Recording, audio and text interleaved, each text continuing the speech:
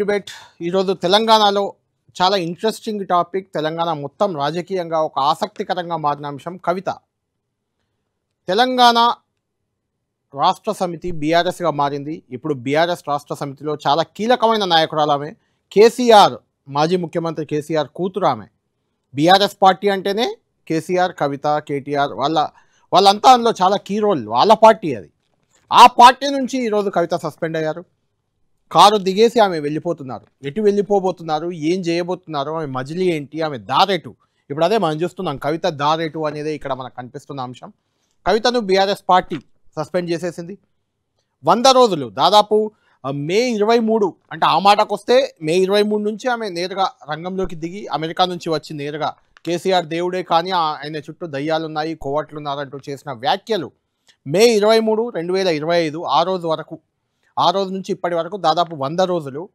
100 రోజుల్లో అనేక రకాలుగా బీఆర్ఎస్ని ఆమెను టార్గెట్ చేస్తూ వచ్చారు. దాదాపు 10 రకాల తప్పులు ఆమె చేశారు. 10 తప్పులు 100 రోజులు బీఆర్ఎస్ పార్టీ ఓపిక పట్టింది. చాలా వరకు కవితని ఎవరు కూడా, అంటే ఆ స్థాయిలో కవిత ఏం మాట్లాడినా దానిపై రియాక్ట్ అవ్వడానికి కూడా బీఆర్ఎస్ నేతలు, బీఆర్ఎస్ కార్యకర్తలు కూడా కొంచెం సంశయించారు. కారణం ఏంటంటే ఆమె కేసీఆర్ కూతురు, పార్టీ ఎమ్మెల్సీ, తెలంగాణ ఉద్యమంలో కీలకంగా ఉన్న మహిళా నాయకురాలు, తమ అధినేత కూతురు ఆమె. కాబట్టి ఆమెను అనడానికి ఎవరు ధైర్యం చేయలేదు. నిన్న సాయంత్రం వరకు కూడా, నిన్న కూడా కవిత హరీష్ రావును ఉద్దేశించి చేసిన వ్యాఖ్యలు, ముఖ్యంగా హరీష్ రావు, సంతోష్ రావు ఇద్దరు కూడా కేసీఆర్ని వెన్నంటి ఉన్న వ్యక్తులు. 2001 ఏప్రిల్ 27న ఎప్పుడైతే జలదృశ్యంలో బీఆర్ఎస్ పార్టీ ఆ రోజు టీఆర్ఎస్ ఆవిర్భావం జరిగిందో ఆ రోజు నుంచి కేసీఆర్ వెన్నంటి ఉన్న వ్యక్తి ఎవరంటే హరీష్ రావు, ఆ తర్వాత సంతోష్ రావు. 24 గంటలు కేసీఆర్ని కంటికి రెప్పలా కాపాడుకుంటూ చూసుకున్న వాళ్ళిద్దరూ. వాళ్ళపైనే కవిత ఆరోపణలు చేయడం, వాళ్ళిద్దరినీ కాళేశ్వరం అవినీతిలో భాగస్వాములు, కేసీఆర్ కాదు, కేసీఆర్ను ఇంకా వాళ్ళ వల్లే కేసీఆర్కు మరకంటింది, తనపై వాళ్ళు కుట్రలు చేశారు, ఇలాంటి వ్యాఖ్యలు చేసిన తర్వాత కూడా బీఆర్ఎస్ నేతలు ఎవరూ కవితపై రియాక్ట్ కాలేదు, కవితపై స్పందించలేదు. ఎందుకంటే ఆమె పార్టీ అధినేత కుమార్తె కాబట్టి ఏం మాట్లాడకూడదు అనుకున్నారు. మీడియా పరంగా కొంతమంది వెళ్ళి మాట్లాడించే ప్రయత్నం చేసినా వాళ్ళు ఎవరూ బీఆర్ఎస్ నేతలు రియాక్ట్ కాలేదు. ఈరోజు మధ్యాహ్నం 2 గంటల ప్రాంతంలో కవితను సస్పెండ్ చేస్తూ బీఆర్ఎస్ పార్టీ నిర్ణయం తీసుకుంది. ఆ నిర్ణయం తీసుకున్న వెంటనే పెద్ద ఎత్తున తెలంగాణ వ్యాప్తంగా అన్ని పార్టీల నాయకులు రియాక్ట్ అయ్యారు, బీఆర్ఎస్ పార్టీ నేతలు రియాక్ట్ అయ్యారు. ఎక్కడికక్కడ ప్రతి ఒక్కరు కవిత సస్పెన్షన్ కరెక్ట్ అంటూ కూడా చాలామంది చెప్తున్న పరిస్థితి. ఈవెన్ మనం కూడా కవిత సస్పెన్షన్కి సంబంధించి లైవ్లో పోల్ పెడితే కూడా అందులో 80%, ఆల్మోస్ట్ 80% పైగా కవిత సస్పెన్షన్ సమర్థనీయమా కాదా అంటే సమర్థనీయమే అంటూ సమాధానం చెప్పారు.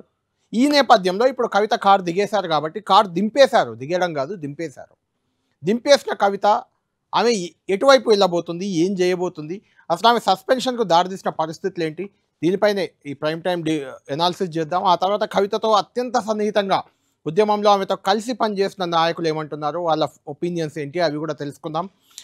ముందు ప్రస్తుతం బీఆర్ఎస్ పార్టీ కార్యాలయాల్లో నిన్నటి వరకు కవిత ఫోటోలు, ముఖ్యంగా నిజామాబాద్ పార్లమెంట్ సెగ్మెంట్లో అన్ని పార్టీ కార్యాలయాల్లో కవిత ఫోటోలు ఉన్నాయి. ఎందుకంటే గతంలో బీఆర్ఎస్ ఎంపీగా ఉన్నారు, మనం చూస్తున్నాం ఫ్రేమ్లో. గతంలో కవిత ఫొటోస్ అన్నీ కూడా ఉన్నాయి, నిన్నటి వరకు ఉన్నాయి. ఈరోజు తీసేస్తున్నారు, ఆ ఫోటోలను తొలగిస్తున్న పరిస్థితి మనకు కనిపిస్తుంది. పీసీఆర్ కవిత ఫ్లెక్సీ తొలగించిన ఫోటో చూడండి ఒకటి. ఇప్పుడు కవిత నివాసం వద్ద జరుగుతున్న పరిస్థితి మనకు అక్కడ కనిపిస్తుంది. కవిత నివాసం వద్ద హరీష్ రావు, సంతోష్ రావు వాళ్ళిద్దరి ఫ్లెక్సీల వాళ్ళ దిష్టి బొమ్మలు దగ్ధం చేస్తున్నారు. అక్కడ వాయిస్ కూడా ఇవ్వండి పీసీఆర్. అక్కడ హరీష్ రావు, సంతోష్ రావుకు వ్యతిరేకంగా నినాదాలు ఒకసారి చూద్దాం.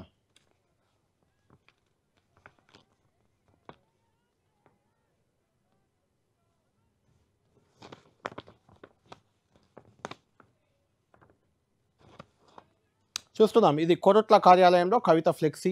కవితను సస్పెండ్ చేసిన వెంటనే, బీఆర్ఎస్ పార్టీ నుంచి సస్పెండ్ చేసిన వెంటనే ఆ ఫ్లెక్సీని తొలగిస్తున్న దృశ్యం మనం చూస్తున్నాం. ఆ పక్కన అది కవిత నివాసం జాగృతి కార్యాలయం వద్ద దృశ్యాలు అవి.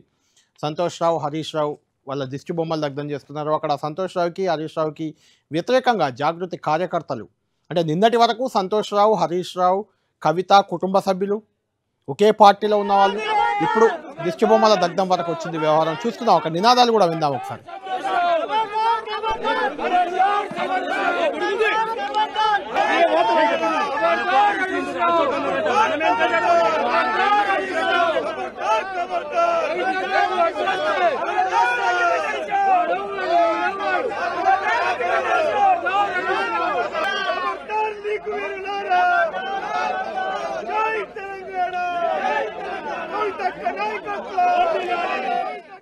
రైట్, చూస్తున్నాం కదా, నిన్నటి వరకు ఒకే పార్టీలో కుటుంబ సభ్యులు వాళ్ళు హరీష్ రావు, కవిత, కేసీఆర్ అంటే సొంత సోదరి కుమారుడు హరీష్ రావు, కవిత వాళ్ళ మదర్ సోదరి కుమారుడు సంతోష్ రావు, అంత సన్నిహిత బంధుత్వం ఉంది వాళ్ళకు. కవిత జాగృతి కార్యకర్తలు ఇప్పుడు కవిత నివాసం వద్ద ఆమె సస్పెండ్ అయిన కొద్దిసేపటికే, అంటే నిన్న కవిత కామెంట్స్ కూడా వాళ్ళిద్దరిపైనే చేశారు. హరీష్ రావు డౌన్ డౌన్, ఖబర్దార్ హరీష్ రావు, ఖబర్దార్ సంతోష్ రావు అంటూ నినాదాలు అక్కడ కనిపిస్తున్నాయి. ఇక్కడ నిన్నటి వరకు కవితను తమ నాయకురాలిగా బీఆర్ఎస్ నేతలు చెప్పుకుంటూ ఏర్పాటు చేసుకున్న ఫ్లెక్సీలను తొలగిస్తున్నారు. మొత్తానికి బీఆర్ఎస్ ప్రస్థానంలో కవిత అనే ఒక పేజ్ ఈ రోజుతో కేసీఆర్ దాన్ని చింపేశారు.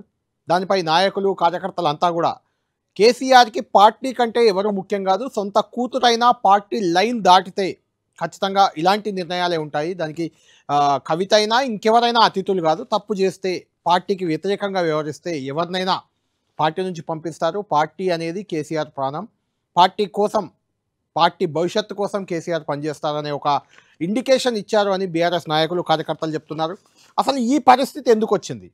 కవిత ఫ్లెక్సీని తొలగించే పరిస్థితి, లేదంటే కవిత సంతోష్ రావు, హరీష్ రావుకు వ్యతిరేకంగా కవిత అభిమానులు, కార్యకర్తలు, జాగృతి కార్యకర్తలు ఎవరైనా వాళ్ళు ఎందుకు నినాదాలు చేసే పరిస్థితి వచ్చింది? కవిత ఏ రోజు ఏం చేసింది? కవిత వ్యవహార శైలి ఏ రకంగా?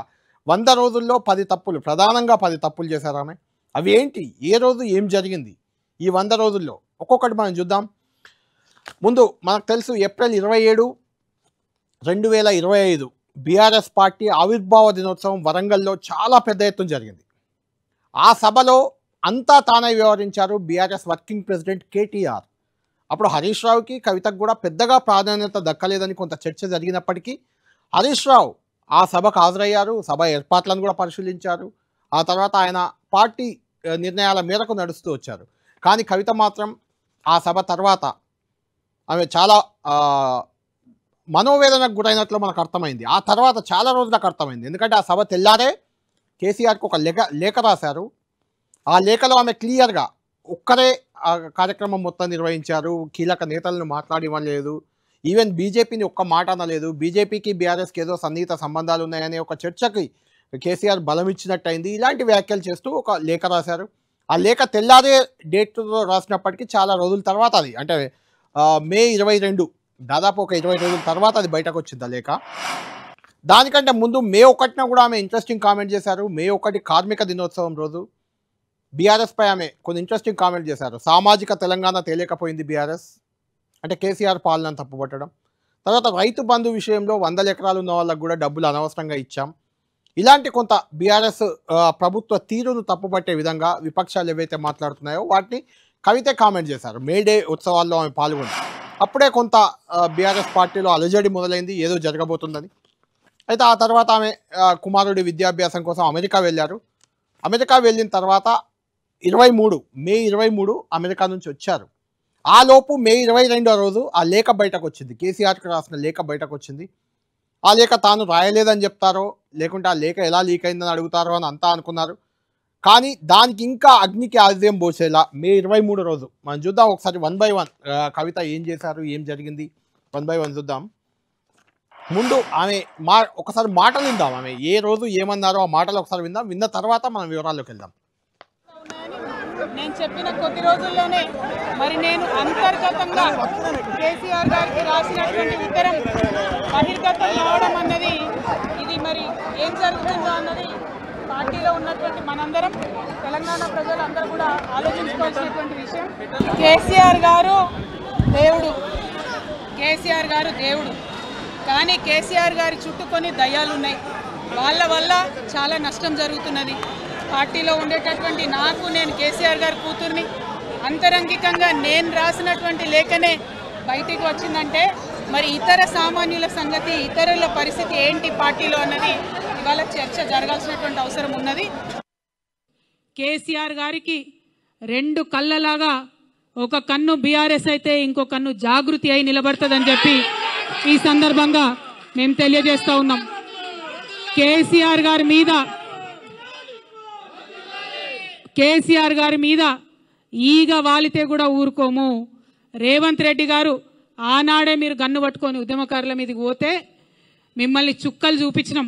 భయపడి తెలంగాణలో తిరగలేక మీరు గన్ను పట్టుకొని ఆనాడు తిరిగిండ్రు. రెండు, ఒక లిల్లీపుట్ నాయకుడు నల్గొండలో బీఆర్ఎస్ పార్టీని నాశనం చేసిన ఒక లిల్లీపుట్ నాయకుడు ఆమెవరు ఈమెవరు అని మా గురించి మాట్లాడుతూ ఉన్నారంటే మరి ఆయనకు ప్రోత్సాహం ఇస్తున్నది ఎవరో కూడా ప్రజలు ఆలోచించుకోవాలి. ఇవాళ నల్గొండ జిల్లాలో ఒక సీటు కూడా రాలే. ఆయన సీటు సావు తప్పి కన్నులొట్టవైన చందంగా చివరి నిమిషంలో అనుకోకుండా గెలిచినటువంటి సీటు. ఎన్నడూ ప్రజా ఉద్యమాలు చేయలే. కేసీఆర్ గారు లేకపోతే మరి నువ్వెవరు? అది కూడా ఆలోచించుకోవాలి కదా. కేసీఆర్ గారు లేకపోతే బీఆర్ఎస్ పార్టీలో ఉన్న ఏ నాయకుడైనా ఎవరు? ప్రజలకు మనందరినీ పరిచయం చేసింది కేసీఆర్ గారే కదా. మనలో మనం కన్ఫ్యూజన్ ఉన్నప్పుడు ఇష్టం వచ్చినట్టు మాట్లాడుకోవచ్చా? ఈ లిల్లీపుట్ నాయకుడు మాట్లాడంగానే ఇంకో చిన్న పిల్లగాడు నిన్నగాక మొన్న మా పార్టీలోకి వచ్చిన వాళ్ళు కూడా ఎటుపడతట్టు మాట్లాడు. అసలు ఎవరు మీరు? మీకు తెలంగాణ ఉద్యమంతో సంబంధం ఏంది? బీఆర్ఎస్ అధికారంలోకి వచ్చినాక బీఆర్ఎస్లోకి వచ్చి పదవులు పొంది ఉల్టా నా మీదనే మాట్లాడతారా మీరు? మేము ఉద్యమం చేసిందే మీ మీద కదా. చిన్న పిల్లగానిలా ఉండు బాబు. నువ్వు పెద్దవాళ్ళ విషయాల్లో తలదూర్చకు, తెలియని విషయాల్లో అసలే తలదూర్చకు. నీ వెనకాల చాలామంది ఉన్నారు అని అనుకుంటున్నావేమో. వాళ్ళ సంగతి కూడా ప్రజలకు వస్తుంది, తెలుస్తుంది. ఎప్పుడో ఒకసారి అన్నీ బయటపడతాయి. ఒక ఆవేదనతో చెప్తున్నా, నేను ఉట్టిగా చెప్తలేను. రాజకీయం చేయొచ్చు కానీ ఇంత నీచంగా ఒక ఇంటి ఆడబిడ్డ మీద ఇటువంటి మాటలు మీరే అనిపించి స్పందించకుండా ఉంటారా? తెలంగాణ ప్రజలు ఊరుకోరు. నేను చెప్తున్నా. కొంతమంది కేసీఆర్ గారి పక్కన ఉన్నటువంటి వాళ్ళు కేసీఆర్ గారి పేరు చెప్పుకొని అనేక రకాలుగా లబ్ధి పొంది వారు చేసినటువంటి అనేక చెత్త పనుల వల్ల ఇవాళ కేసీఆర్ గారి పేరు బద్నామయ్యే పరిస్థితి వచ్చింది. అయినా మళ్ళీ వాళ్ళనే మోస్తాం, అయినా మళ్ళీ వాళ్ళనే ముందుకు తీసుకెళ్తామని అనుకుంటే పార్టీ ఎట్లా ముందట్టుకుపోతుంది? ఒక బిడ్డగా నిజంగా నేను బాధపడతా ఉన్నాను. హరీష్ రావు గారిది మేజర్ పాత్ర లేదా దీంట్లో? అందుకే కదా కేసీఆర్ గారు వారిని సెకండ్ టర్మ్లో తప్పించిండ్రు. ఈ మొత్తం కాళేశ్వరం ఎపిసోడ్లో కేసీఆర్ గారికి మరక అంటిందంటే 2-3 వ్యక్తులు కారణం. మాజీ రాజ్యసభ సభ్యుడు ఒకలైతే, హరీష్ రావు గారు ఒకలైతే, మేఘా కృష్ణారెడ్డి గారు ఇంకోడు, మేఘానో బోగానో ఏదో. ఈ పెద్ద పెద్ద కాంట్రాక్టర్లు అందరితో కుమ్మక్కై కేసీఆర్ గారు ప్రజల కోసం ఆలోచన చేస్తే, నీళ్ళ కోసం ఆలోచన చేస్తే, వీళ్ళు సొంత వనరుల కోసం, డెవలప్మెంట్ కోసం, ఆస్తులు పెంచుకోవడం కోసం ఆలోచన చేసి ఇవాళ మీ వల్ల రేవంత్ రెడ్డి లాంటి వ్యక్తి, తెలంగాణ ఉద్యమానికి సంబంధం లేని వ్యక్తి, కేసీఆర్ గారి కాలి గోటికి సరిపోని వ్యక్తి, ఆయన నిలబడి కేసీఆర్ గారిని చెయ్యెత్తి చూపించి కేసీఆర్ గారి మీద సిబిఐ ఇవాళ నేను వేస్తా అని చెప్తున్నాడంటే కారణం ఎవరు దీనికి? ఏం పార్టీ ఉంటేంది పోతేంది. బీఆర్ఎస్ పార్టీ నాయకులు నన్ను తిట్టుకున్నా సరే, లోకల్ బాడీ ఎన్నికలలో నాకు నష్టం జరుగుతుంది అనుకున్నా సరే, మా నాన్న మీద సిబిఐ ఎంక్వైరీ పడ్డాక ఏముంది, తొక్కల ఎలక్షన్ ఒకటి గెలుస్తారు, ఒకటి ఓడిపోతారు. రైట్. ఇది అల్టిమేట్గా చివరికి బీఆర్ఎస్ పార్టీ ఉంటే ఎంత పోతే ఎంత ఈ డైలాగ్. అదేవిధంగా హరీష్ రావు బీఆర్ఎస్ పార్టీలో చాలా కీలక నాయకుడు. ఆయన ట్రబుల్ షూటర్గా ఆయనకు పేరుంది. కార్యకర్తలు, అభిమానులు అంతా కూడా ఉద్యమకాలం నుంచి కూడా ఆయన్ని వెంట నడిచారు చాలామంది. అంటే కేసీఆర్, కేటీఆర్, హరీష్ రావు వీళ్ళ ఫాలోయింగ్ వేరు. ఆ స్థాయిలో ఫాలోయింగ్ ఉన్న ఒక నేతని అసెంబ్లీలో మొన్న చూసాం 2-3 రోజుల క్రింద కాళేశ్వరం కమిషన్ ఇచ్చిన రిపోర్టుకు సంబంధించి అసెంబ్లీలో చర్చ జరిగింది. అర్ధరాత్రి 1 వరకు కూడా చర్చ జరిగింది.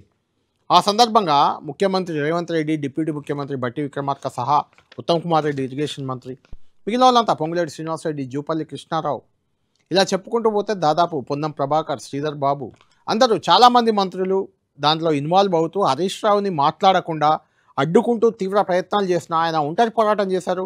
తన వాదన, బీఆర్ఎస్ పార్టీ వాదన, కేసీఆర్ని వెనుకాసుకొచ్చేలా ఎంతవరకు వాదన వినిపించాలో అంత వినిపించారు. అలాంటి నేతను కాళేశ్వరం అవినీతిలో ఆయన్నే ప్రధాన పాత్ర, కేసీఆర్కి సంబంధం లేదు అని చేసిన వ్యాఖ్యలు ఆమె సస్పెన్షన్కి దారితీశాయి. ఎక్కడైతే టచ్ చేయకూడదో అక్కడే ఆమె టచ్ చేశారు. బీఆర్ఎస్ పార్టీలో కీలక నేత హరీష్ని టార్గెట్ చేసిన తర్వాత కేసీఆర్గా సహించలేకపోయారు. కూతురు అనే ఒక సింపతిని కూడా పక్కన పెట్టి పార్టీకి ప్రాధాన్యత ఇచ్చి కవితను సస్పెండ్ చేసిన పరిస్థితి మనకు కనిపించింది. 1 by 1 ఆమె ఏం చేసింది, ఈ 100 రోజుల్లో కవిత చేసిన వ్యాఖ్యలు ఏంటి, ఆమె సస్పెన్షన్కు దారితీసిన పరిస్థితులు ఏంటి, 1 by 1 చూద్దాం.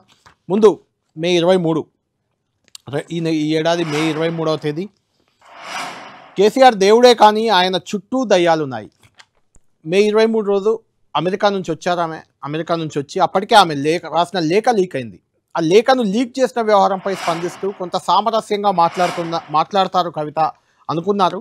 కానీ రివర్స్లో కేసీఆర్ దేవుడే, ఆయన చుట్టూ దయ్యాలున్నాయి, కోవట్లున్నారంటూ సంతోష్, హరీష్, కేటీఆర్ అందరినీ, దాదాపు కేసీఆర్ పక్కన ఎవరెవరు ఉంటారో వాళ్ళందరినీ ఉద్దేశించి ప్రశ్నించారు. తన లేఖ ఎలా లీక్ అయింది, ఆ లీక్ చేసింది ఎవరంటూ కూడా ఆమె నిలదీసిన పరిస్థితి. అక్కడ మొదలైంది అసలు వ్యవహారం. దయ్యాలు, కోవట్లు అనే వర్డ్తో బీఆర్ఎస్ పార్టీలో ఒక కల్లోలం రేగింది. అసలు కవిత ఎవరిని ఉద్దేశించి ఇలాంటి వ్యాఖ్యలు చేస్తున్నారు? కేసీఆర్ చుట్టూ దయ్యాలు, కోవట్లుంటే కేసీఆర్ ఎలా దేవుడు అవుతారు? చుట్టూ దయ్యాలు ఉన్నప్పుడు ఖచ్చితంగా దయ్యం అవుతారు కేసీఆర్ కూడా. అంటే కేసీఆర్ను కూడా ఆమె టార్గెట్ చేస్తున్నారనే ఒక చర్చ జరిగింది. నిజంగా చుట్టూ దయ్యాలుంటే కేసీఆర్ వాళ్ళని ఎందుకు పెంచి పోషిస్తున్నారనే చర్చ జరిగింది. ఓవరాల్గా అది కేసీఆర్కే తగిలింది. మళ్ళీ కవిత చేసిన కామెంట్ కేసీఆర్కే తగిలింది. అక్కడి నుంచే కవిత వ్యవహార శైలిపై బీఆర్ఎస్ నేతల్లో ఒక అనుమానం అయితే మొదలైంది. కవిత వెనుక ఎవరో ఉన్నారు, ఎవరో మాట్లాడిస్తున్నారు అని ఒక చర్చ జరిగింది. ఈవెన్ లేఖకు సంబంధించి కూడా ఈ లేఖ ఎవరు లీక్ చేశారు అని కవిత ప్రశ్నించారు. కానీ బీఆర్ఎస్ నుంచి మరో రకమైన అభిప్రాయం వ్యక్తమైంది, ఆ లేఖను లీక్ చేసిందే కవిత అని. ఎందుకంటే ఒక మీడియాకు మాత్రమే అది లేఖ అందింది. ఆ మీడియా కేసీఆర్కు ఎప్పుడు వ్యతిరేకంగా ఉండే మీడియా. ఆ వ్యతిరేకంగా ఉండే మీడియాకు కేసీఆర్ సన్నిహితులు ఎవరు కూడా లీక్ చేయరు కదా.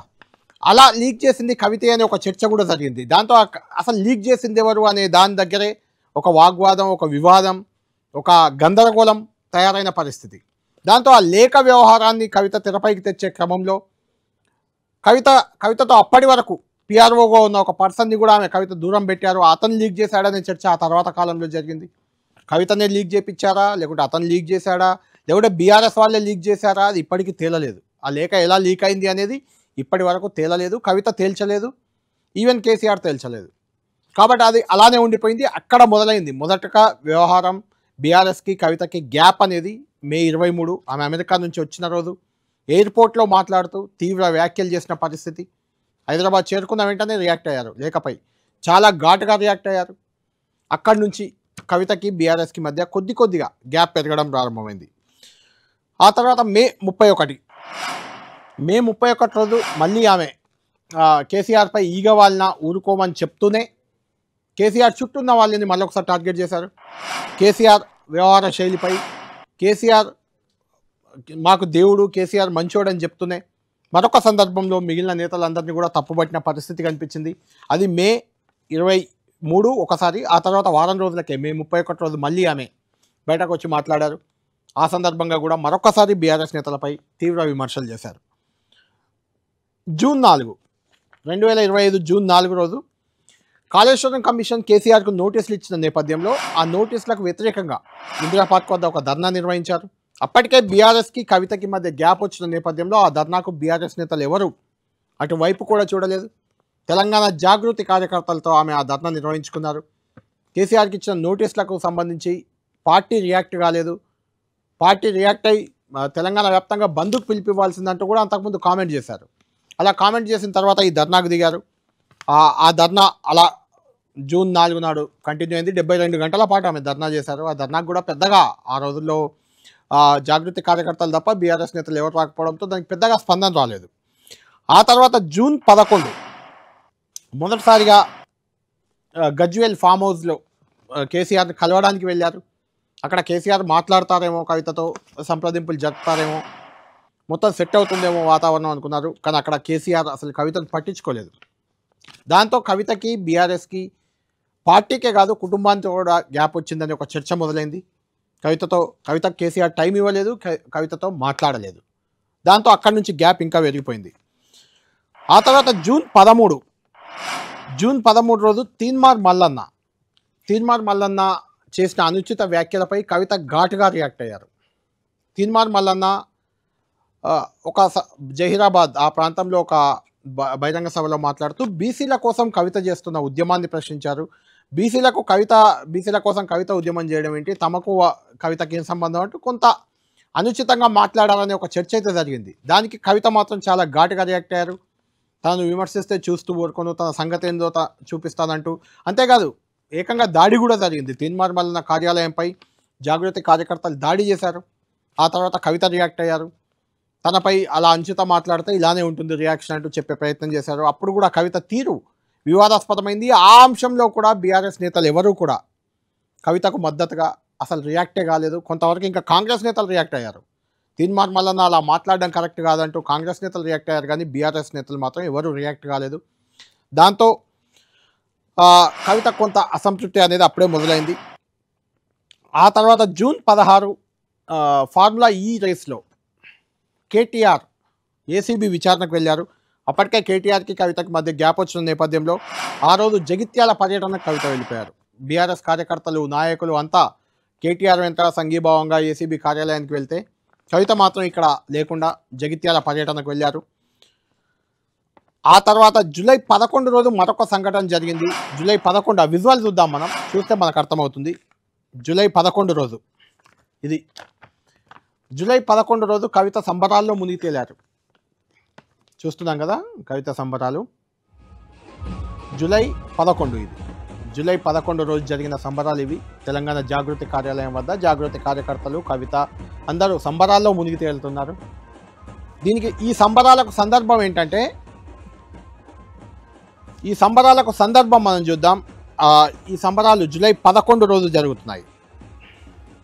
దీనికి ఈ సంబరాలకు కారణం ఏంటంటే బీసీ బిల్, దానికి సంబంధించి కాంగ్రెస్ ప్రభుత్వం, కాంగ్రెస్ క్యాబినెట్ తెలంగాణ క్యాబినెట్ ఒక సమావేశమై ఒక నిర్ణయం తీసుకుంది. అది ఆర్డినెన్స్ ఇవ్వాలని, ఆర్డినెన్స్ గవర్నర్కి పంపాలని నిర్ణయం తీసుకుంటే జాగృతి కార్యాలయంలో కవిత, జాగృతి కార్యకర్తలు సంబరాల్లో మునిగి తేలారు. ఆర్డినెన్స్ ఇవ్వడాన్ని బీఆర్ఎస్ పార్టీ పరంగా నేతలు తప్పుపడుతున్నారు. ఆర్డినెన్స్ వల్ల ఒరిగేది ఏం లేదు, బీసీలను మభ్యపెట్టే చర్య అది, దానివల్ల బీసీలకు లాభం ఉండదు అనేది బీఆర్ఎస్ వాదన. అయితే కవిత మాత్రం చూస్తున్నాం, పీసీఆర్ విజువల్స్ అయ్యింది. కవిత, తెలంగాణ జాగృతి కార్యకర్తలు మాత్రం ఇలా సంబరాలు చేసుకున్నారు. అది అర్ధరాత్రి 11:30 ప్రాంతంలో, అంటే 11 గంటల క్యాబినెట్, అర్ధరాత్రి రాత్రి 11 గంటల క్యాబినెట్ నిర్ణయం తీసుకుంటే 11:30కు కవిత నివాసంలో సంబరాలు జరుగుతున్నాయి. ఇది బీఆర్ఎస్ పార్టీ శ్రేణుల్లో తీవ్ర గందరగోళానికి దారితీసింది. కాంగ్రెస్ నేతలు ఎవరు కూడా సంబరాలు చేసుకోలేదు అప్పటికి. ఆ సమయంలో జాగృతి సంబరాలు చేయడం ఏంటి, అసలు కాంగ్రెస్ తీసుకున్న నిర్ణయానికి జాగృతికి ఏంటి సంబంధం, ఇది ఏమి అర్థం కాని ఒక గందరగోళ పరిస్థితి. బీఆర్ఎస్ కూడా ఏమీ చెప్పుకోలేని పరిస్థితి. కవిత ఎందుకు ఇలా రియాక్ట్ అయ్యారు, అసలు పార్టీ స్టాండ్ ఏంటి, ఆమె చేస్తుంది ఏంటి, అర్థం కాని గందరగోళంలో పడిపోయింది. అది జూలై 11. అక్కడి నుంచి ఇంకా గ్యాప్ పెరుగుతూ వచ్చింది. జూలై 17 రోజు మరొకసారి కవిత రియాక్ట్ అయ్యారు. తనపై తీన్మార్ మల్లన్న అనుచిత వ్యాఖ్యలు చేస్తే బీఆర్ఎస్ పార్టీ పరంగా ఎవ్వరూ రియాక్ట్ కాలేదు.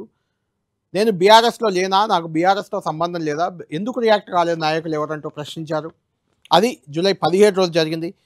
తర్వాత జూలై 26 రోజు ఉప్పల్లో, హైదరాబాద్లోనే ఉప్పల్లో కేటీఆర్ కార్యక్రమం పెట్టుకుంటే కొంపల్లిలో కవిత జాగృతి తరఫున లీడర్ అనే కార్యక్రమం నిర్వహించారు. అలా పోటాపోటీ కార్యక్రమాలు, అంటే కేటీఆర్ ఉప్పల్ వైపు, కొంపల్లిలో కవిత, ఇలా పోటాపోటీ కార్యక్రమాలతో ఒక రాంగ్ ఇండికేషన్ అనేది బీఆర్ఎస్ పార్టీలో కొంచెం స్ప్రెడ్ అయినట్టు కనిపించింది. బీఆర్ఎస్ నేతల్లో కూడా గందరగోళం. కేటీఆర్ సభలో బీఆర్ఎస్ నేతలు ఉంటే కవిత కార్యక్రమానికి జాగృతి మాత్రమే వెళ్ళింది, ఎవరు బీఆర్ఎస్ వాళ్ళు వెళ్ళలేదు. అలా పోటాపోటీ కార్యక్రమాలు అక్కడ మొదలయ్యాయి. ఆ తర్వాత అన్నింటికంటే కీలకం ఆగస్టు 3 రోజు జరిగిన ఈ మంత్రి జగదీష్ రెడ్డిపై కవిత చేసిన సంచలన వ్యాఖ్యలు అనేవి ఇంకా కవితను ఇబ్బందుల్లోకి నెట్టాయి. జగదీష్ రెడ్డి కూడా మన ఇంటర్వ్యూలో, ఇదే 10 టీవీ ఇంటర్వ్యూలో, ఇక్కడే అంతకుముందు 2 రోజుల ముందు వీకెండ్ విత్ జగదీష్ రెడ్డి కార్యక్రమానికి హాజరయ్యారు. ఆ సందర్భంగా కవిత విషయాన్ని నేను ప్రశ్నిస్తే ఆయన చెప్పిన ఆన్సర్ ఏంటంటే, కవిత గురించి ఎక్కువగా చర్చించాల్సిన అవసరం లేదు, ఆమె గురించి మేము పెద్దగా ఆలోచించట్లేదు, పార్టీలో ఉంటే ఆమె ఒక ఎమ్మెల్సీ, లేకపోతే ఆ పదవి కూడా ఉండదు. ఇది ఆయన చేసిన వ్యాఖ్య. కవిత గురించి ఎక్కువగా బీఆర్ఎస్ ఆలోచించట్లేదు, ఆమె పార్టీలో ఉంటే ఎమ్మెల్సీగా ఉంటారు, లేదంటే అది కూడా ఉండదు. ఇది జగదీశ్వర్ రెడ్డి ఇక్కడే, ఇదే స్టూడియోలో ఇక్కడే చేసిన వ్యాఖ్య. దానికి రియాక్షన్ ఆగస్టు 3 రోజు కవిత ఇచ్చారు. ఆగస్టు 3 రోజు కవిత చేసిన ఈ వ్యాఖ్యలు, ఆగస్టు 3 కవిత చేసిన ఈ వ్యాఖ్యలు దుమారం రేపాయి. కవితపై జగదీష్ రెడ్డి చేసిన తర్వాత జగదీష్ రెడ్డిపై కవిత తీవ్ర వ్యాఖ్యలు చేశారు. జగదీష్ రెడ్డి తెలంగాణ ఉద్యమంలో చాలా కీలకంగా ఉన్న నాయకుడు.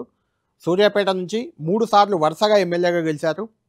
2 సార్లు కేసీఆర్ క్యాబినెట్లో కీలక శాఖలు, విద్యుత్ శాఖ, విద్యాశాఖ నిర్వహించిన మంత్రి ఆయన. నల్గొండ జిల్లాలో పార్టీ బలోపేతానికి ఆయన తెలంగాణ బీఆర్ఎస్ పార్టీ ఆవిర్భావం నుంచి ప్రయత్నిస్తూ వస్తున్న వ్యక్తి. కేసీఆర్కి 24 గంటలు పక్కన ఉండే వ్యక్తుల్లో ఆయన ఒకరు. అలాంటి జగదీశ్వర్ రెడ్డిని ఉద్దేశించి కవిత చేసిన వ్యాఖ్యలు దుమారం రేపాయి బీఆర్ఎస్ పార్టీలో. లిల్లీపుట్ నాయకుడు నల్గొండ జిల్లాలో బీఆర్ఎస్ పార్టీని సర్వనాశనం చేశారు. బీఆర్ఎస్ పార్టీ అనేది లేకుండా చేశాడు. ఆయన ఒక్కడు చావు తప్పి కందులోటపోయినట్టు గెలిచాడు. ఇలాంటి వ్యాఖ్యలతో జగదీష్ రెడ్డిని కొంత డిగ్రేడ్ చేసిన పరిస్థితి కనిపించింది. అంతకుముందు ఇదే రకమైన వ్యాఖ్యలు 3 అడుగులు ఉంటాడంటూ ముఖ్యమంత్రి రేవంత్ రెడ్డి కూడా జగదీష్ రెడ్డిపై 3 అడుగులు ఉంటాడు, ఒక లీడర్ మీ జిల్లాలో ఉన్నాడంటూ నల్గొండలో మాట్లాడాడు. ఆ తర్వాత కవిత ఇదే రకమైన వ్యాఖ్యలు కవిత చేశారు. దాంతో జగదీష్ రెడ్డి కూడా తీవ్ర మనస్తాపానికి గురయ్యారు, రియాక్ట్ అయ్యారు. ఆయన కవిత చేసిన వ్యాఖ్యలు ఆమె విచక్షణకే వదిలేస్తున్నాను, గతంలో 12 సీట్లు గెలిపించినప్పుడు నల్గొండ జిల్లాలో తనదే బాధ్యత అయితే ఇప్పుడు ఓడిపోవడానికి కూడా తానే బాధ్యుని, కవిత వ్యాఖ్యల్ని పెద్ద పట్టించుకోవట్లేదని ఆయన రియాక్ట్ అయ్యారు. అప్పుడే కొంత కవితకి అంటే జగదీష్ రెడ్డి ఒక లైన్ ఇచ్చినట్టు అర్థమైంది పార్టీ శ్రేణులకు, కవిత విషయంలో గట్టిగానే ఉండాలి. కానీ అప్పటి నుంచి కొంచెం కవితపై విమర్శలు మొదలయ్యాయి. ఇదే సందర్భంగా కార్తిక్ రెడ్డి, సబితా ఇంద్రారెడ్డి కుమారుడు కార్తిక్ రెడ్డి కూడా రియాక్ట్ అయ్యారు కవితపై. ఆయనపై కూడా కవిత తీవ్ర స్థాయిలో చిన్నపిల్లాడు ఎక్కువ మాట్లాడొద్దు, మనం ఇంతకుముందే విన్నాం, బయట కూడా విన్నాం. అక్కడ మొదలైంది. జూలై 3న జగదీష్ రెడ్డి కార్తిక్ రెడ్డిపై తీవ్ర వ్యాఖ్యలు కవిత చేశారు. దానిపై కార్తిక్ రెడ్డి, జగదీష్ రెడ్డి కూడా బీఆర్ఎస్ నేతల వద్ద తమ ఆవేదన వ్యక్తం చేసిన పరిస్థితి. ఇక తర్వాత ఆగస్టు 4 ఇక్కడ కూడా పార్టీతో సంబంధం లేకుండా బీసీ రిజర్వేషన్ల కోసం ఒక దీక్ష చేశారు తెలంగాణ జాగృతి తరఫున. ఆ దీక్షకు కూడా బీఆర్ఎస్ నేతలు ఎవ్వరూ హాజరు కాలేదు. అలా జరిగిపోయింది. అది ఆగస్టు 4న దీక్ష. ఆ తర్వాత నిన్న సెప్టెంబర్ 1, ఇది చాలా కీలకమైన డే. సెప్టెంబర్ 1న ఆమె చేసిన వ్యాఖ్యలు ఆమెను సస్పెన్షన్కి దారితీశాయి. బీఆర్ఎస్ పార్టీ నుంచి బయటకు పంపించి వేశాయి బలవంతంగా. ఆమె చేసిన వ్యాఖ్యల్లో 2-3 చాలా కీలకమైన పాయింట్లు ఉన్నాయి. ఒకటి, బీఆర్ఎస్ పార్టీ ఉంటే ఎంత పోతే ఎంత. పార్టీ అనేది వందలాది మంది, వేలాది, లక్షలాది మంది కార్యకర్తలతో సంబంధించిన అంశం. అలాంటి పార్టీ ఉంటే ఎంత పోతే ఎంత అనడం. లేదంటే హరీష్ రావు, సంతోష్ రావు కాళేశ్వరంలో అవినీతి చేశారు, అది కేసీఆర్కి మరక అంటుందంటూ ఒక రకంగా విపక్షాలు కాళేశ్వరం ప్రాజెక్టులో అవినీతి జరిగాయని ఏదైతే చెప్తున్నామో అదే అంశాన్ని పెద్ద ఎత్తున కవిత నోటి ద్వారా బయటకు వచ్చింది. అంటే అవినీతి జరిగింది అని కవితే ఒప్పుకుంది అనే ఒక చర్చ మొదలైంది. దీంతో నిన్నటి నుంచి కూడా నిన్న ఆమె ఆ వ్యాఖ్యలు చేసిన తర్వాత పత్రికా సమావేశం పెట్టి ఆమె వ్యాఖ్యలు చేసిన తర్వాత ఇప్పటి వరకు అంటే దాదాపు 24 గంటలు 36 గంటల వరకు కూడా దానిపై ఎడతెగని చర్చలు బీఆర్ఎస్లో, కార్యకర్తల్లో, శ్రేణుల్లో, కేసీఆర్ వద్ద అందరికీ అన్ని వైపుల నుంచి తీవ్ర ఒత్తిడి. కవితపై ఏదో ఒక యాక్షన్ తీసుకోవాలి. హరీష్ రావు లాంటి ఉద్యమ నాయకుడిని, పార్టీలో చాలా కరడుగట్టిన క్రమశిక్షణ ఉన్న నాయకుడిని ఇలా మాట్లాడడం కవిత కరెక్ట్ కాదంటూ కేసీఆర్పై ఒత్తిడి పెరిగింది. ఎక్కడ టచ్ చేయకూడదో కవిత అక్కడ టచ్ చేశారు. హరీష్ రావు లాంటి ముఖ్య నేతను టచ్ చేయకపోతే కవితను కూడా సస్పెండ్ చేసేవాళ్ళు కాదేమో ఈరోజు. కానీ హరీష్ రావుని టచ్ చేయడం, సంతోష్ రావుని, వాళ్ళిద్దరు కూడా ఒకరు మేన బావ, ఒకరు సొంత పెద్దమ్మ కుమారుడు. ఆ ఇద్దరు చాలా దగ్గరి అత్యంత సన్నిహిత బంధువులు. అలాంటి వాళ్ళపై ఆమె చేసిన ఆరోపణలు తీవ్రంగా విమర్శల పాలయ్యాయి. దాంతో అనివార్యంగా కేసీఆర్ కవితని, సొంత కూతురైనప్పటికీ కవితని పార్టీ నుంచి బయటకు పంపించాల్సిన పరిస్థితి ఏర్పడింది. సస్పెండ్ చేశారు, లేఖ జారీ చేశారు. తక్కలపల్లి రవీందర్రావు ఒక ప్రధాన కార్యదర్శి, భరత్ కుమార్ ఆయన బీఆర్ఎస్ లీగల్ సెల్, ఆయన కూడా ప్రధాన కార్యదర్శి. వాళ్ళిద్దరి పేరుపై కవితను పార్టీ నుంచి క్రమశిక్షణ చర్యలు దానికి బాధ్యత వహిస్తూ తొలగిస్తున్నామని ప్రకటించారు. దాంతో కవిత ఇప్పుడు బీఆర్ఎస్ పార్టీలో లేరు. ఆమె కేవలం ఎమ్మెల్సీ మాత్రమే. అది కూడా రేపు రాజీనామా చేయబోతున్నట్లు మనకు సమాచారం అందుతుంది. ఆమె చేస్తారా లేదా చూడాలి. మరి రేపు ఉదయం రాజీనామా చేసి మధ్యాహ్నం 12 గంటలకి తన సస్పెన్షన్పై ఆమె రియాక్ట్ అయ్యే అవకాశం కనిపిస్తుంది. ఆ రియాక్షన్లో ఇంకెలాంటి బాంబులు పేలుస్తారు, ఎవరెవరిపై ఎలాంటి విమర్శలు చేస్తారు, ఇంకా ఎలాంటి అవినీతి కార్యకలాపాలు బయటకు తెస్తారు, తనపై కుట్రలు చేసిన వాళ్ళ పేర్లు చెప్తారా, ఎలాంటి కుట్ర జరిగిందో చెప్తారా, ఏం మాట్లాడతారు కవిత అనేది ఇంట్రెస్టింగ్ టాపిక్గా ఉంది. ఆమె దారేటు అనేది కూడా ఈరోజే సస్పెండ్ అయింది. ఈరోజు దీంతో కవిత 100 రోజుల్లో ఆమె చేసిన తప్పులు 10 తప్పులు దానికి ఫలితం అనుభవించినట్టయింది. ఆమె రేపు ఏం చేయబోతున్నారో, ఆమె దారేటు రేపు ఏం ప్రకటిస్తారు, ఆమె కొత్త పార్టీ పెట్టే ఆలోచనలో ఉన్నట్టయితే చాలా రోజుల నుంచి ఆమె అనుచరులు, ఆమె సన్నిహితులు చాలామంది చెప్తున్నారు. వాళ్ళంతా చెప్తున్న నేపథ్యంలో కవిత దారేటు అనేది ఇప్పుడు ఆసక్తికరంగా మారింది. కవిత సస్పెండ్ అయిన తర్వాత చాలామంది కీలక నేతలు, బీఆర్ఎస్, కాంగ్రెస్, బీజేపీ నేతలంతా కూడా రియాక్ట్ అయ్యారు. ఒక్కొక్కరు ఒక్కొక్క రకంగా స్పందించారు. కవిత సస్పెన్షన్పై ఎవరేమన్నారు, ఏ రకంగా రియాక్ట్ అయ్యారు, ఆ నేతల వాయిస్ ఏంటి, వాళ్ళు ఏమంటున్నారు. కవిత సస్పెండ్ అయ్యారు. మొత్తానికి 100 రోజుల్లో జరిగిన 10 తప్పులు ఆమె సస్పెన్షన్కి దారితీశాయి. ఆ సస్పెన్షన్పై విపక్షాలు, స్వపక్షం అంటే బీఆర్ఎస్ కూడా నేతలు చాలామంది రియాక్ట్ అయ్యారు. ఆమె సస్పెన్షన్ కారణం ఏంటి, ఆమె సస్పెన్షన్ చేయడం కరెక్టా తప్ప, రకరకాల ఒపీనియన్లు రకరకాలుగా నేతలు వ్యక్తం చేశారు. ముఖ్య నాయకులు ప్రధానంగా జోగు రామన్న బీఆర్ఎస్ పార్టీలో చాలా కీలక నాయకుడిగా ఉన్నారు. ఆయన ముందు టీడీపీలో ఉన్నప్పటికీ ఆ తర్వాత బీఆర్ఎస్ మంత్రివర్గంలో కూడా పనిచేశారు. ఆదిలాబాద్ జిల్లాకు చెందిన చాలా సీనియర్ నేత. ఆయన దీనిపై రియాక్ట్ అయ్యారు, చాలా ఘాటుగా రియాక్ట్ అయ్యారు. జనరల్గా ఆయన కొంచెం కూల్గా ఉండే వ్యక్తి, అగ్రెసివ్ పొలిటీషియన్ కాదు. అయినప్పటికీ ఆయన చాలా ఘాటుగా రియాక్ట్ అయ్యారు. ఆయన ఏమన్నారు ఒకసారి చూద్దాం. బీఆర్ఎస్ నుంచి ఎమ్మెల్సీ కవిత సస్పెన్షన్పై మనతో మాట్లాడడానికి మాజీ మంత్రి బీఆర్ఎస్ సీనియర్ నాయకుడు జోగు రామన్న గారు మనతో ఉన్నారు. ఎట్లా చూస్తారు రామన్న గారు, గత కొన్ని రోజులుగా కవిత బీఆర్ఎస్పై చేస్తున్న కామెంట్స్ ఎట్లా ఉన్నాయి? ముందైతే కేసీఆర్ గారి నిర్ణయాన్ని స్వాగతిస్తున్నాం. ఎందుకంటే గతంలో కేటీఆర్ గారు కూడా, మా వర్కింగ్ ప్రెసిడెంట్ గారు కూడా చాలా సందర్భాలలో పార్టీకి వ్యతిరేకంగా ఎంత పెద్దవారైనా ఎవరైనా తప్పకుండా చర్యలు ఉంటాయని చెప్పి మా వర్కింగ్ ప్రెసిడెంట్ గారు కూడా కేటీఆర్ కూడా చెప్పడం జరిగింది.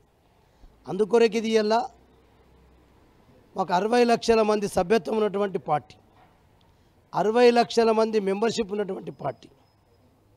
ఇలా కేసీఆర్ గారి నిర్ణయంతో ఈ 60 లక్షల మంది కార్యకర్తలకు ఒక నమ్మకం కలిగించాలా, ఒక విశ్వాసాన్ని కలిగించాలా. ఎంతటి వారైనా పార్టీ క్రమశిక్షణ ఉల్లంఘిస్తే ఇటువంటి నిర్ణయాలు తీసుకుంటారనేటటువంటి విషయాన్ని ఎలా ఒక ప్రగాఢమైనటువంటి నమ్మకాన్ని, విశ్వాసాన్ని కలిగించింది ఈ చర్య వల్ల. కాబట్టి కవిత మేడం గారు పార్టీ వ్యతిరేకంగా పాల్పడ్డారు కాబట్టి ఇలా మా కేసీఆర్ గారు ఈ నిర్ణయం తీసుకోవడం జరిగింది. ఎందుకు రామన్న గారు ఇంత డీలే ఎందుకు జరిగింది? 100 రోజుల నుంచి కవిత ఏదో ఒక రూపంలో పార్టీ పైన, పార్టీ నాయకుల మీద, జగదీష్ రెడ్డి కావచ్చు, నిన్న సంతోష్ రావు, హరీష్ రావులపై కూడా కామెంట్ చేయడం, 100 రోజుల జాప్యం ఎందుకు జరిగింది? ఇప్పుడు ఒక కుటుంబంలో కూడా 4 అన్నదమ్ములు ఉంటే అన్నదమ్ముల మధ్యన కూడా తగాదాలు, పంచాలు వస్తాయి.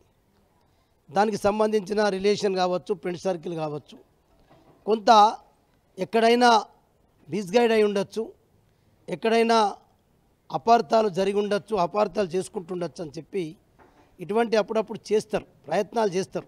అంతర్గత చూసాం అంటే కొంత టైం ఇచ్చారు కవితకి, సఫిషియెంట్ టైం ఇచ్చారు. ఆమె చేసిన తప్పులను కూడా చూసి చూడనట్టు వదిలేశారు. చివరికి మంచి నిర్ణయం తీసుకున్నారు. అది కూతురైనా కొడుకైనా పార్టీకి వ్యతిరేకంగా, పార్టీ క్రమశిక్షణ ఉల్లంఘిస్తే ఎలాంటి చర్యలు ఉంటాయో కేసీఆర్ స్పష్టం చేశారు. ఇది మంచి నిర్ణయం అంటూ జోగు రామన్న రియాక్ట్ అయిన పరిస్థితి మనకు కనిపించింది. ఇక పీసీసీ చీఫ్ మహేష్ కుమార్ గౌడ్ ఆయన ఇంకా కొంచెం డిఫరెంట్గా రియాక్ట్ అయ్యారు. కవితను కాంగ్రెస్లోకి తీసుకోము అంటే ఒక చర్చ బయట ఉంది. ఆమె కాంగ్రెస్ వైపు చూస్తున్నారు, కాంగ్రెస్లోకి వెళ్తారు అంటే తీన్మార్ మల్లన్న లాంటి వాళ్ళే వ్యాఖ్యలు చేశారు. రేవంత్ రెడ్డి ముఖ్యమంత్రి క్యాబినెట్లోకి తీసుకునే ప్రయత్నంలో ఉన్నారు కవితని మాట్లాడుతున్నారు. రాహుల్ గాంధీ ఒప్పుకోవట్లేదు. ఇలాంటి ప్రచారం ఉన్న నేపథ్యంలో అసలు కాంగ్రెస్ పార్టీలోకి కవిత వస్తుందా అంటూ మా ప్రతినిధి ప్రతాప్ అడిగిన ప్రశ్నకి మహేష్ కుమార్ గౌడ్ స్పందించారు. ఒకసారి చూద్దాం. బీఆర్ఎస్ ఎమ్మెల్సీ కవిత సస్పెండ్ సంబంధించి అంశానికి సంబంధించి మనతో మాట్లాడడానికి పీసీ చీఫ్ మహేష్ కుమార్ గౌడ్ ఉన్నారు. మహేష్ కుమార్ గౌడ్తో మనం మాట్లాడదాం. మహేష్ అన్న, బీఆర్ఎస్ ఎమ్మెల్సీ కవితను సస్పెండ్ చేసి ఆ పార్టీ నిర్ణయం తీసుకుంది. దీన్ని కాంగ్రెస్ పార్టీ ఎట్లా చూస్తుంది? పూర్తిగా అది వాళ్ళ పార్టీ వ్యవహారము. ఏ పరిస్థితుల్లో సస్పెండ్ చేశారు, ఎందుకు చేశారు వాళ్ళే చెప్పాలి. వేరొక పార్టీ జరిగినటువంటి సంఘటన విషయంలో మేము స్పందించాము. మాకు అవసరమైన సబ్జెక్ట్ కాదు అది. ఇప్పుడు ఎమ్మెల్సీ కవితను సస్పెండ్ చేశారు కాబట్టి కాంగ్రెస్ పార్టీ దీని వెనుక మొత్తం ఆమెనే ఉంది అంటే కాంగ్రెస్ పార్టీకి అవసరం ఉన్నప్పుడల్లా ఈ విధంగా ఆడిస్తుంది అనేది బీఆర్ఎస్ ఆరోపణ. పచ్చి అబద్ధము. బీఆర్ఎస్ పార్టీని ప్రజలు తిరస్కరించినారు. ఇంకా పార్టీ నాయకులను ఎవరిని ఎంటేసుకురావడమో, ఎవరికి వత్తాసు మాకు అవసరం లేదు. మేము ప్రజల కోసం పనిచేసే పార్టీ, ప్రజల ఆకాంక్షలకు అనుగుణంగా పనిచేస్తున్న పార్టీ. నేను చాలా సందర్భాలు చెప్పాను బీఆర్ఎస్ పని రాష్ట్రంలో అయిపోయిందని. ఇవాళ సస్పెన్షన్ కూడా దాంట్లో ఒక భాగమే. ఇక ప్రజలు బీఆర్ఎస్ పార్టీ పట్టించుకున్నప్పుడు మాకేం అవసరం ఉంది వాటి గురించి పట్టించుకోవాల్సిన అవసరం? అంటే ఆమె పూర్తిగా కాంగ్రెస్ వాయిస్ వినిపిస్తుంది, అందుకని చర్య. చాలా తప్పు అది. నేను ఇదివరకు చెప్పాను, కేసీఆర్ కుటుంబం అంతా కూడా అవినీతిలో కూరుకుపోయి ఉన్నారు. వాటాల్లో పంచాయతీ వచ్చింది, అందుకే లోకల్ అయినాయి, బయటపడ్డారు. ఇలా సస్పెండ్ దారితీసింది. దీంట్లో కాంగ్రెస్ పార్టీకి ఏమాత్రం సంబంధం లేదు. అసలు వాటి గురించి స్పందించే అవసరం కూడా లేదు. గతంలో కేసీఆర్ చుట్టూ దయ్యాలున్నారని నిన్న కూడా మీరు కాళేశ్వరం రిపోర్ట్ ఇట్లా పెట్టగానే ఈ అవినీతిలో హరీష్ రావుకు, సంతోష్కు భాగస్వామ్యం ఉందంటూ కూడా కామెంట్ చేయడం, ఇదంతా కూడా కాంగ్రెస్ కుట్రలో భాగమనే. ఎట్లా అవుతుంది? హరీష్ రావుకి అది వాళ్ళ పార్టీ వ్యవహారము. ఏ పరిస్థితుల్లో సస్పెండ్ చేశారు, ఎందుకు చేశారు వాళ్ళే చెప్పాలి. వేరొక బీఆర్ఎస్ పార్టీని ప్రజలు తిరస్కరించినారు. ఇంకా పార్టీ నాయకులను ఎవరిని ఎంటేసుకురావడమో ఎవరికి వత్తాసు మాకు అవసరం లేదు. మేము ప్రజల కోసం పనిచేసే పార్టీ, ప్రజల ఆకాంక్షలకు అనుగుణంగా పనిచేస్తున్న పార్టీ. నేను చాలా సందర్భాలు చెప్పాను బీఆర్ఎస్ పని రాష్ట్రంలో అయిపోయిందని. ఇవాళ సస్పెన్షన్ కూడా దాంట్లో ఒక భాగమే. ఇంకా ప్రజలు బీఆర్ఎస్ పార్టీ పట్టించుకున్నప్పుడు మాకేం అవసరం ఉంది, వాటి గురించి పట్టించుకోవాల్సిన అవసరం. సార్ ఫైనల్గా ఒక మాట చెప్పండి. ఇప్పుడు బీఆర్ఎస్ కవితను సస్పెండ్ చేసింది, కాంగ్రెస్లోకి ఏమైనా ఆహ్వానిస్తారా? ఒకవేళ ఆమెనే వస్తే అంటే మీరు ఏమైనా తీసుకుంటారా? అంటే అవసరం ఇప్పుడు లేదు.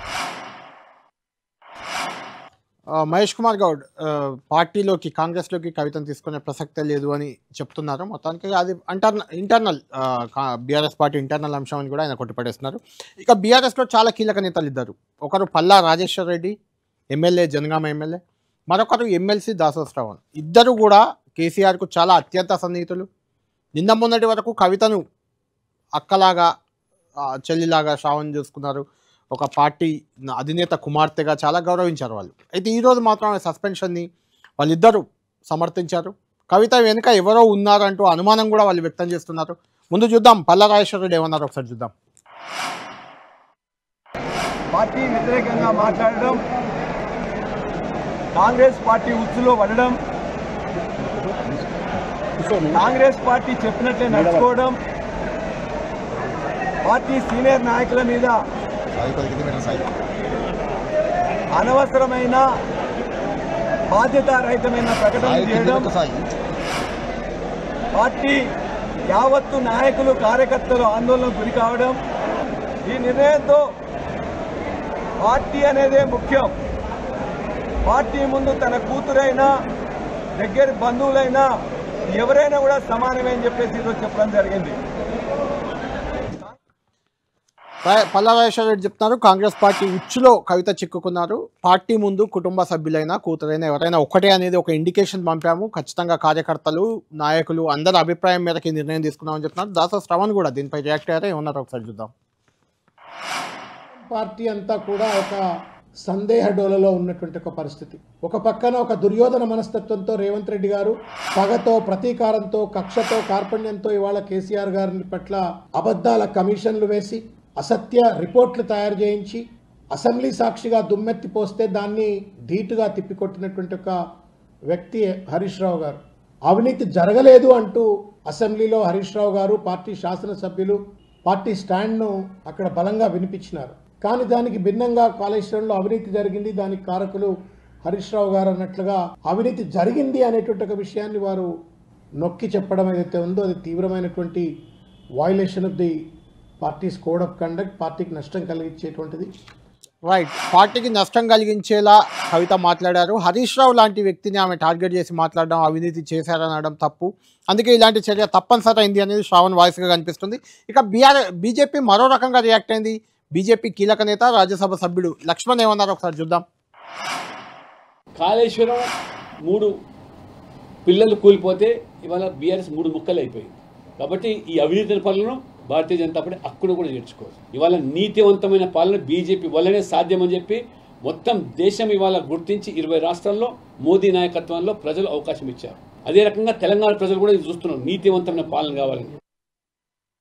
రైట్, లక్ష్మణ్ కూడా కాళేశ్వరం పిల్లర్లు 3 కూలిపోతే 3 కుంగిపోతే పార్టీ 3 ముక్కలైందంటూ మాట్లాడారు. మొత్తానికి ఈ అవినీతి వ్యవహారం వల్లే బీఆర్ఎస్ పార్టీలో అలాంటి పరిస్థితి వచ్చిందనేది లక్ష్మణ్ వెర్షన్గా కనిపిస్తుంది. ఇక చూద్దాం, అంటే కవితతో కలిసి తెలంగాణ ఉద్యమంలో చాలా కీలకంగా పనిచేశారు. నిన్న మొన్నటి వరకు కూడా కవిత పక్కనే ఉన్న మహిళా నాయకులు, బీఆర్ఎస్ పార్టీకి చెందిన మహిళా నాయకురాళ్ళు 3 మనతో ఉన్నారు. చాలా కీలకమైన నాయకులు, వాళ్ళు సోషల్ మీడియాలో కూడా చాలా యాక్టివ్గా ఉంటారు. బీఆర్ఎస్ పార్టీలో కవిత వెంట నడిచారు. వాళ్ళతో మనం మాట్లాడదాం. వాళ్ళ వెర్షన్ ఏంటి, అసలు కవిత సస్పెన్షన్పై వాళ్ళు ఏమంటున్నారు. పావని గౌడ్ బీఆర్ఎస్ పార్టీ నాయకురాలు, సుశీలారెడ్డి మరో నాయకురాలు, రజితారెడ్డి, 3 కూడా కవిత గారితో చాలా సన్నిహితంగా ట్రావెల్ చేసిన వాళ్ళు. ఉద్యమంలో కానీ, ఆందోళనల్లో కానీ, పార్టీ యాక్టివిటీస్లో కానీ అన్నింటిలో కవిత పక్కన మనకు ఎక్కువగా కనిపించిన మహిళా నాయకులు వీళ్ళే. ముందు పవన్ గౌడ్ గారితో మాట్లాడదాం. పవన్ గౌడ్ గారు, కవిత సస్పెన్షన్ జరిగింది, కవిత గారి సస్పెన్షన్ని మీరు ఎలా చూస్తున్నారు? ఎందుకంటే మీరు నిన్నటి వరకు మీ పార్టీ అధినేత కూతురు ఎమ్మెల్సీ, ఆమె రేపు రాజీనామా చేయబోతున్నారట, రేపు 12 గంటలకు ప్రెస్ మీట్ కూడా పెట్టబోతున్నారు. ఏం చూస్తున్నారు? ఆమె రియాక్షన్ బట్టి అవి పార్టీకి ఇబ్బందికరంగా అంటే మీ పార్టీకి నష్టం చేకూర్చేలా మారే అవకాశం లేదంటారా? నమస్తే అండి. ముందుగా 10 టీవీ ప్రేక్షకులకు మరియు ప్యానెల్లో నమస్తే అండి. అంటే ఇబ్బందికర పరిస్థితులు రోజు రోజుకు పెరిగిపోయినాయి. పార్టీని ఇబ్బంది పెట్టే వ్యాఖ్యలు చేసిండ్రు కాబట్టి కన్న కూతురైనా కూడా ఉపేక్షించకుండా క్రమశిక్షణను దాటిండ్రు కాబట్టి చర్యలు తీసుకోవడం జరిగిందండి.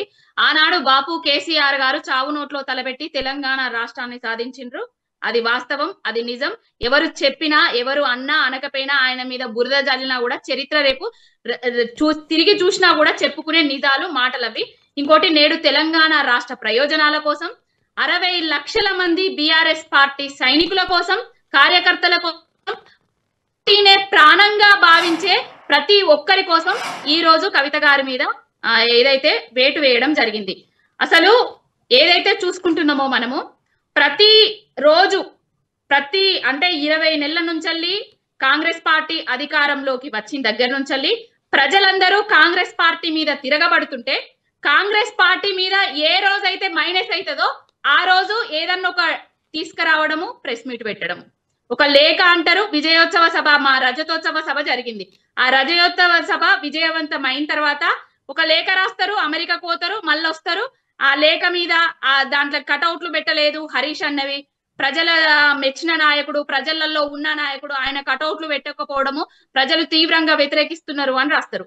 మళ్ళీ ఒక రోజు ఫ్లైట్ ఎక్కుతారు, మళ్ళొక రోజు మళ్ళీ ఫ్లైట్ దిగుతారు, మళ్ళీ వస్తారు, మళ్ళీ ప్రెస్ మీట్లు పెడతారు. కాళేశ్వరం ప్రాజెక్ట్ లో అవినీతి జరుగుతుంది. కవిత వెనుక కాంగ్రెస్ నేతలు ఉన్నారా, ఎవరున్నారు అనుకుంటున్నారు మీరు ఇప్పుడు?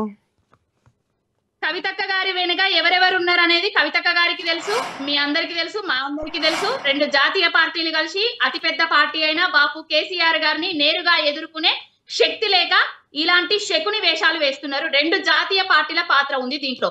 రేవంత్ రెడ్డిని ఏదైతే 2 జాతీయ పార్టీలు కుర్చీలో కూర్చుండబెట్టినాయో అవే 2 జాతీయ పార్టీలు కలిసి రేపు అతిపెద్ద ప్రాంతీయ పార్టీ అయిన 60 లక్షల మంది సైనికులు ఉన్న బీఆర్ఎస్ పార్టీని లేకుండా చేద్దామని కుట్రలో భాగంగానే ఈ విధమైన శకుని వేషాలు వేస్తున్నారు. రైట్. సుశీలా రెడ్డి గారు, ఇప్పుడే తెలంగాణ జాగృతి కార్యాలయం వద్ద హరీష్ రావు ఖబర్దార్, సంతోష్ రావు ఖబర్దార్ అంటూ హెచ్చరికలు, వాళ్ళ దిష్టి బొమ్మలను దగ్ధం చేస్తున్నారు.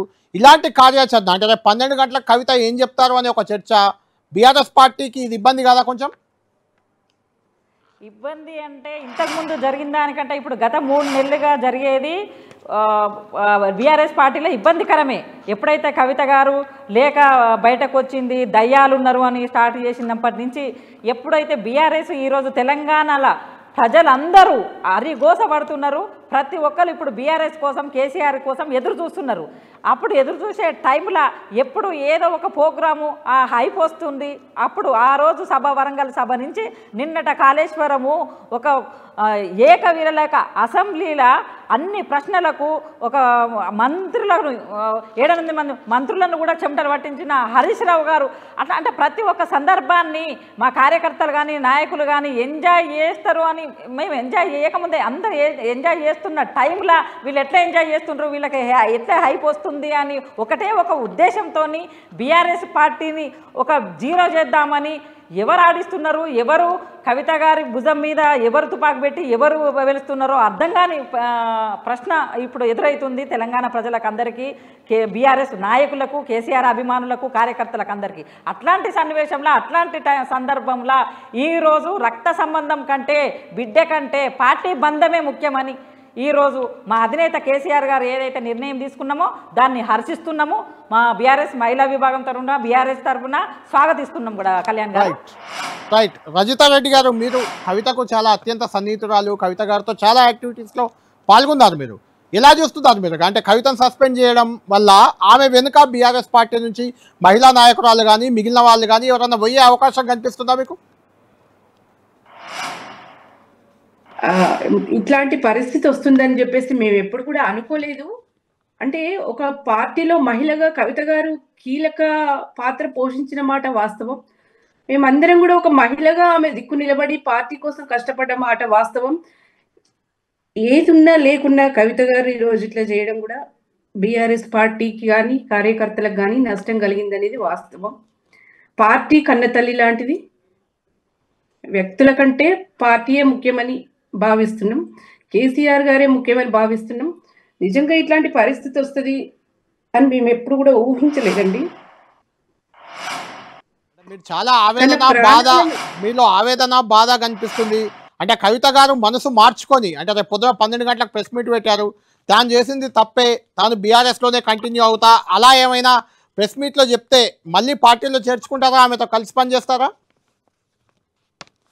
తన ప్రాణాలను బలిచ్చైనా సరే తెలంగాణ రాష్ట్రం సాధిస్తా అన్న కేసీఆర్ గారు 2009లో ప్రాణాలను ఫలంగా పెట్టి తెలంగాణని తీసుకొచ్చిన బాబు కేసీఆర్ గారు ఈ నిర్ణయం తీసుకున్నారంటే తప్పక ఒక తెలంగాణ రాష్ట్ర మహిళా కార్యకర్తగా, ఒక లీడర్గా డెఫినెట్ గా స్వాగతించాలి దీన్ని. నేనున్నా లేకున్నా తెలంగాణ రావాలి అన్నాడు. నా ప్రాణం కంటే, నా కుటుంబం కంటే కూడా తెలంగాణ రాష్ట్ర ప్రయోజనాలే ముఖ్యమని భావించిన కేసీఆర్ గారికి ఉండడమే ఈ పరిస్థితుల్లో సరైన నిర్ణయం అని మేము భావిస్తున్నాం. తెలంగాణ ఉద్యమ రథసారథిగా, పాలకుడిగా, ప్రతిపక్ష నాయకుడిగా తెలంగాణ జనం కోసం పిడికిలి బిగించి ముందుకు సాగుతున్న కేసీఆర్ గారితోనే ఉండాలని మేమంతా కూడా, మహిళా లోకం అంతా కూడా నిశ్చయించుకున్నాం. ఇలా రాదనుకున్న రాష్ట్రాన్ని సాధించిన రాష్ట్రాన్ని సుభిక్షంగా పరిపాలించి కేసీఆర్ గారు ఈ టైంలో, అంటే ఈ కష్టకాలంలో అధికారం పోయిన టైంలో అండగా ఉండాల్సిన వాళ్ళు ఇట్లా ప్రవర్తించడం అనేది అందరికీ బాధాకరంగా ఉంది. పార్టీకి వెన్నుదన్నుగా నిలవాలి. ఈ టైంలోనే ఎన్నో పద్మ వ్యూహాలను ఛేదించిన కేసీఆర్ గారికి ఈ రకమైన చిక్కు ఎదురు కావడం చాలా బాధాకరం. కేసీఆర్ గారు ఎన్నో విజయాలను తెలంగాణకు అందించిండు. తెలంగాణ రాష్ట్ర ప్రజల కోసం తన సర్వస్వాన్ని త్యాగం చేసిండు. ఈ రోజు కూడా ఇలా కన్న బిడ్డ కంటే కూడా తెలంగాణ రాష్ట్ర ప్రజలే ఇంపార్టెంట్, తెలంగాణ అంటే బీఆర్ఎస్ పార్టీ ఇంపార్టెంట్ అని ఒక నిర్ణయం తీసుకున్న కేసీఆర్ గారికి మేము ఉండాలని నిర్ణయించుకున్నాం. రజితా రెడ్డి గారు, ఇక్కడ కవిత గారు ఇన్ని 100 రోజుల్లో రకరకాల కామెంట్లు చేశారు, రకరకాల మాటలు మాట్లాడారు. మీకు ఆమె చేసిన దాంట్లో ప్రధానంగా పార్టీకి నష్టం చేకూర్చేది ఏదనిపించింది? అంటే కేసీఆర్ గారు చుట్టూ అని చెప్పి మాట్లాడడం అనేది కొద్దిగా తప్పుగా అనిపించింది. ఎందుకంటే రాష్ట్రాన్ని, అంటే ఎంతో మందిని ఛేదించి తెలంగాణ తీసుకొచ్చిన రథసారథికి తన పక్కన ఎవరున్నారన్న విషయం గ్రహించుకోలేనంత స్థితిలో కేసీఆర్ గారు ఎప్పుడూ లేరు. రైట్. సుశీలా రెడ్డి గారు, మీకు ఏది తప్పు అనిపించింది? కవిత చేసిన వ్యాఖ్యల్లో మీకు తప్పుగా అనిపించింది ఏంటి ఈ 100 రోజుల్లో? ఎప్పుడైనా కూడా ఒక సామాజిక, ఫస్ట్ ఏమన్నది మేడే రోజు సామాజిక తెలంగాణ రాలేదు అని అన్నారు కవిత గారు. సామాజిక తెలంగాణ రాలేదు అని అంటే ఆ రోజు ఒక అంగన్వాడీ టీచర్లకు కానీ, వెల్ఫేర్లకు కానీ, ఎన్నో 4వ తరగతి ఉద్యోగులకు ఎంతో మందికి శాలరీస్ పెంచిండు. సామాజిక తెలంగాణ అనేది వచ్చింది, ఇంకా కూడా వచ్చేది ఉన్నది కావచ్చు, కానీ మొత్తమే సామాజిక తెలంగాణ మనం తెచ్చుకోలేదు అన్నప్పటి నుంచి, లెటరు లీక్ అయిన నుంచి ఇప్పటి వరకు చాలా సందర్భాలలో చాలా ప్రత్యక్షంగానో పరోక్షంగానో చిట్చాట్లనో మాట్లాడుతూనే ఉన్నారు. అప్పటికి నిన్నటి వరకు కూడా, నిన్న ఒక హరీష్ రావు గారు, ఈరోజు కేసీఆర్ గారికి అయినా మొదటి నుంచి ఇప్పటి వరకు తెలంగాణ కోసము ఒక కుటుంబానికంటే ఎక్కువ కూడా ఒక 15-16 గంటలు పనిచేస్తారు హరీష్ రావు గారు. సంతోష్ రావు గారి గురించి, హరీష్ రావు గురించి ఏదైతే ఒక కుడి భుజం ఎడమ భుజం ఉంటుంది, ఇలా కేటీఆర్ గారు, వీళ్ళు ఒక గుండె, ఒక ఎడమ భుజం కుడి భుజం అలాంటి నాయకులను కూడా ఈరోజు టార్గెట్ చేసి మాట్లాడుతున్నారంటే ఈరోజు ఒక బీఆర్ఎస్ పార్టీకి తీరని నష్టం జరుగుతున్నదని నా అభిప్రాయం. రైట్. పవన్ గారు, మీరు ఫైనల్గా చెప్పండి, కవిత గారు చేసిన ఏ తప్పు ఈ రోజు ఆమె సస్పెన్షన్కి దారితీసింది అనుకుంటున్నారు? మీరు ఫైనల్గా కంక్లూడ్ చేయండి. కృష్ణుడు శిశుపాలునికి 100 తప్పులు చేసేదాకా టైం ఇచ్చిండ్రండి. అట్లనే బాపు కేసీఆర్ గారు కూడా మారుతారు కావచ్చు అని అనుకున్నారు. గ్రీకు వీరుడు లీకు వీరుడు అన్న దగ్గర నుంచి మొదలు పెడితే, లిల్లీపుట్ అన్న దగ్గర నుంచి మొదలు పెడితే, అవినీతి పారుడు అన్న దగ్గర నుంచి మొదలు పెడితే, సామాజిక తెలంగాణ అన్న దగ్గర నుంచి మొదలు పెడితే, కాళేశ్వరంలో అవినీతి జరిగింది అనే వరకు కూడా చాలా సందర్భాలలో చాలా మనసు బాధ కలిగించేటి. ఇంకొకటి ఏంటంటే, అసలు బీఆర్ఎస్ పార్టీ నైరాశ్యంలో పోవడానికి బీజేపీలో బీఆర్ఎస్ పార్టీ తీరమని ఎవరన్నా అంటారా? అసలు కన్నబిడ్డ అండి, కన్నబిడ్డ బీఆర్ఎస్ పార్టీ ఉంటేంది ఊడితేంది అని అంటారా? అసలు ఆయన కడుపులో మేము పుట్టకపోయినా ఆయనను బాపు అని పిలుచుకుంటూ మా సంసారాలు వదిలేసినాం, మా జాబ్లు వదిలేసుకున్నాం, మా వ్యవస్థ మొత్తం వదిలేసుకొని బాపు కేసీఆర్ గారి కోసం పనిచేస్తున్నాం. ఆకు బిడ్డ అనే పేరు ఒక్కటి చాలండి. అసలు ఏం కావాలి? ఇంతకంటే ఎక్కువ ఏం కావాలి? కేసీఆర్ గారిని ఎందుకు ఇంత క్షోభ పెడుతున్నారు నాకు అర్థం కావట్లేదు. ఇంకొకటి, ఆమె ఏదైతే వ్యాఖ్యలు చేసిందో ప్రతి ఒక్క వ్యాఖ్య కూడా తెలంగాణ రాష్ట్రానికి, తెలంగాణ రాష్ట్రం తీసుకొచ్చిన బాపు కేసీఆర్ గారికి, బీఆర్ఎస్ పార్టీకి నష్టం కలిగించే విధంగానే ఉన్నాయి. కాబట్టి ఈ చర్యలు జరిగిందండి. రేపు వచ్చినా మాపచ్చినా ఎల్లుండి వచ్చినా పొద్దుగాల వచ్చినా ఇంకెప్పుడు వచ్చినా కూడా బాపు ఒకసారి డెసిషన్ తీసుకున్నారంటే అది ఫైనల్. ఇది అంతే. ఇంకా ఇంకొకసారి హరీష్ అన్న గారిని ఏదైతే జాగృతి కార్యం ముందట అగ్గిపెట్టే అనుకుంటా దిష్టి బొమ్మలు దహనం చేస్తున్నారు. దేనికి చేస్తున్నారండి? ఆయన జీవితాన్ని అంకితం చేసినందుకు చేస్తున్నారా? 2001 నుంచి వెళ్ళి ఎవరు లేకున్నా కూడా కేసీఆర్ గారి అడుగుజాడల్లో హరీష్ రావు గారు నడిచినందుకు ఆయన దిష్టి బొమ్మలు దహనం చేస్తున్నారా? సంతోష్ అన్న గారి మీద వ్యాఖ్యలు చేస్తున్నారు. ఆయన సంసారం వదిలేసిండు, ఆయన పిల్లల్ని వదిలేసిండు. కేసీఆర్ గారికి మందు గోళీలు ఇచ్చుకుంటా ఆయన జీవితాన్ని ఇప్పటి వరకు కూడా గడుపుతున్నారు. ఆనాడు ఉద్యమంలో చావు నోట్లో తలబెట్టి స్ట్రెచర్ మీద నుంచి వెళ్ళి బయటకు వచ్చి ఆయన వెనకాలన్నాడు. మొన్నటికి మొన్న కాల్ ఫ్రాక్చర్ అయినా కూడా ఇప్పటికీ కూడా ఆయననే వెనకాలన్నాడు కదా. ఆయన మీద ఎందుకు? మెయిన్ పిల్లర్ల మీద ఎవరైతే జగదీశ్వర్ రెడ్డి కానివ్వండి, హరీష్ రావు గారు కానివ్వండి, సంతోష్ అన్ననే కానివ్వండి, కేటీఆర్ గారి నాయకత్వాన్ని నేను అసలు వ్యతిరేకిస్తున్నా అనడం దగ్గర వరకు కూడా కవితక్క చేసిన ప్రతి ఒక్క వ్యాఖ్య కూడా బీఆర్ఎస్ పార్టీకి నష్టం చేసే విధంగా. థ్యాంక్ యూ పవన్ గారు, థ్యాంక్ యూ సుశీలా రెడ్డి గారు, థ్యాంక్ యూ రైతారెడ్డి గారు. మొత్తానికి నిన్నటి వరకు కవిత ఎమ్మెల్సీ, బీఆర్ఎస్ ఎమ్మెల్సీ ఆమె కవిత కేసీఆర్ కూతురుగా గౌరవించిన వీళ్ళంతా కూడా ఇప్పుడు ఆమెను సస్పెండ్ చేసిన తర్వాత ఆమె తీరును తీవ్ర స్థాయిలో తప్పుపడుతున్నారు. మనం చూస్తున్నాం ఇప్పుడు కవిత దారేటు ఆమె కారు దిగేశారు. బీఆర్ఎస్ పార్టీ నుంచి సస్పెండ్ అయ్యారు, కారు దిగేశారు. ఇప్పుడు ఆమె దారేటు అనేది రేపు 12 గంటలకు, మధ్యాహ్నం 12 గంటలకు తేలే అవకాశం కనిపిస్తుంది. ఆలోపే ఆమె ఎమ్మెల్సీ పదవికి రాజీనామా చేసి ఆ తర్వాత తన భవిష్యత్ కార్యాచరణ ప్రకటించే అవకాశం కనిపిస్తుంది. సొంత పార్టీ పెట్టుకునే ఛాన్స్ చాలా ఎక్కువగా ఉంది. చూద్దాం రేపు ఏం జరుగుతుందో.